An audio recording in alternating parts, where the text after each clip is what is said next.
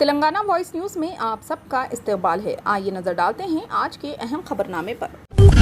لومبنی park اور NTR garden شہر کے دو سب سے مشہور پارکوں کا نام بدل کر تلنگانہ شہدا میموریل پارک اور ڈاکٹر BR رکھا جائے گا۔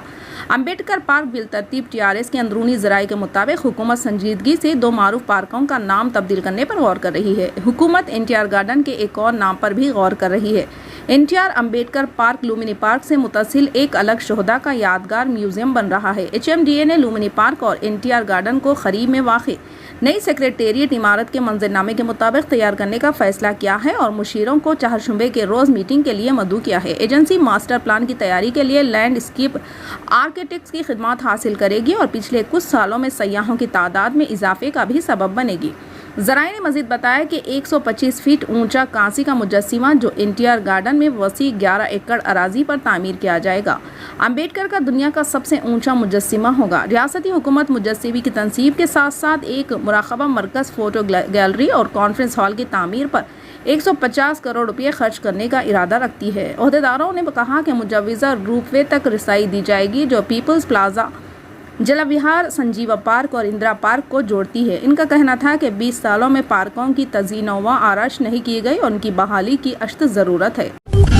مرکز کی اگنی پتھ اسکیم کے خلاف سپریم کورٹ میں ایک عرضی دائر کی گئی ہے جس میں الزام لگایا ہے کہ حکومت نے مسلح افواج کے لیے صدیوں پرانے انتخابی عمل کو منسوخ کر دیا ہے جو کہ آئینی دفعات کے خلاف ہے اور پارلیمانی منظوری کے بغیر ہے۔ آئینی دفعات کے برخلاف اور پارلیمنٹ میں منظوری کے بغیر اور کسی گزٹ نوٹیفیکیشن کے بغیر جواب دہندہ نے صدیوں پرانے فوج کے انتخاب کے عمل کو منسوخ کر دیا اور ملک میں اگنی ویر 22 اسکیم کو نافذ کیا اور اسے جون سے شروع کرنے کا اعلان کیا۔ 24 ایڈوکیٹ منوہر لال شرما نے اپنی درخواست میں کہا انہوں نے اس اسکیم کو غیر قانونی اور غیر آئینی بھی قرار دیا اور وزارت دفاع کی طرف سے جاری کردہ 14 جون کے پریس نوٹ کو منسوخ کرنے کے لیے عدالت سے ہدایت کی درخواست کی۔ تلنگانہ کے نرمل ضلع میں Rajiv Gandhi university of knowledge and technologies کے طلباء نے وزیر تعلیم P. سبیتا اندرا ریڈی کی جانب سے ان کے مسائل کو مرحلے وار حل کرنے کی یقین دہانی کے بعد اپنے ہفتے بھر جاری احتجاج ختم کر دیا۔ یہ پیش رفت منگل کے اوائل میں اس وقت ہوئی جب وزیر نے RGUKT میں احتجاجی طلباء کے ساتھ بات چیت کی جسے IIT بسارا کے نام سے جانا جاتا ہے۔ طلباء نے اعلان کیا کہ وہ منگل سے دوبارہ کلاسز میں شرکت شروع کر دیں گے کیونکہ وزیر نے یقین کرائی کہ ان کے تمام مطالبات مرحلے وار پورے کیے جائیں گے۔ وہ باقاعدہ وائس چانسلر کی تقرری اور کھانے پینے کی اشیاء اور دیگر بنیادی سہولیات کے معیار کو بہتر بنانے کا مطالبہ کر رہے تھے۔ طلباء کے چیف منسٹر کے دفتر یا وزیر سے یقین دہانی کے لیے اصرار کے ساتھ سبیتا اندرا ریڈی پیر کو حیدرآباد سے بسارا پہنچ گئی۔ ان کے ساتھ نرمل ضلع collector Musharraf Ali Farooqui, IIT Basara in charge vice chancellor Rahul Pooja, Telangana state higher education council کے vice chairman Venkat Ramana, IIT Basara کے director Satish Kumar, education commissioner Vakati Karuna, superintendent of police Praveen Kumar اور مقامی MLA وٹھل ریڈی بھی موجود تھے۔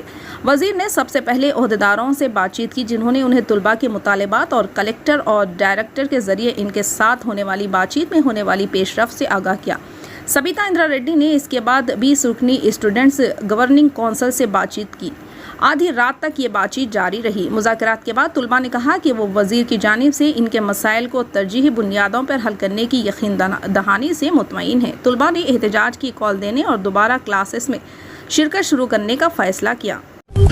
BJP کی معطل قومی ترجمان نپور شرما نے پیر کو کولکتہ پولیس کے سامنے اپنی پیشی کا جواب نہیں دیا۔ انہوں نے کولکتہ پولیس سے 4 ہفتے کا وقت مانگا کہ ان کی جان کو خطرہ ہے۔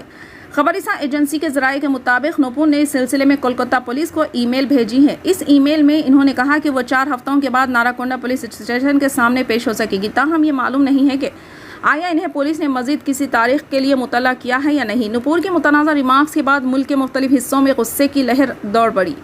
بعد میں مغربی بنگال میں بھی اس کے بعد کولکتہ سمیت ریاست کے کئی حصوں میں نپور کے نام پر FIR درج کرائی گئی۔ ناراکونڈا پولیس اسٹیشن نے ایسی ہی ایک شکایت کی بنیاد پر نپور کو 20 جون تک ذاتی طور پر حاضر ہونے کو کہا تھا۔ نپور کو تعزیت ہند کی دفعہ 41A کے تحت نوٹس بھیجا گیا۔ نپور نے اسے ملتوی کرنے کی درخواست کی۔ اتفاق سے نپور کے خلاف نفرت انگیز تقریر کے الزام میں ترنمول کے ریاستی اقلیتی سیل کے جنرل سیکریٹری وکیل ابو سہیل نے مشرقی مذہبی پور پولیس اسٹیشن میں نپور کے خلاف FIR درج کرائی ہے۔ نپور کے خلاف رضاکارانہ طور پر اکسانے اور امن کے خلاف ورزی پر اکسانے کی دھمکی سمیت مختلف دفعات کے تحت مقدمہ درج کیا گیا ہے۔ दिफाई भर्ती की अग्निपथ स्कीम के खिलाफ भारत बंद के पेश नज़र पीर को पूरे बिहार में पुलिस की भारी तैनाती बरकरार रही। हालांकि बंद की कॉल को रियासत में सख्त रद्द-ए-अमल मिला।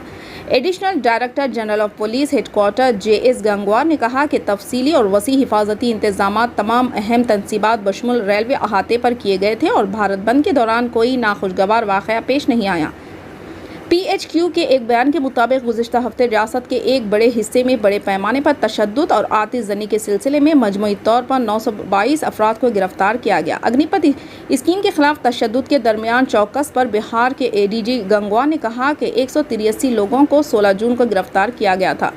बड़े गड़बड़ के पहले दिन और एक दिन बाद जब तशद्दुद बढ़ गया तो ये तादाद 304 तक जा पहुंची, जिसके नतीजे में काफ़ी कमी वाक़ई हुई। 18 जून को होने वाले वाक़यात की तादाद, हालांकि बिहार बंद की कॉल दी गई थी।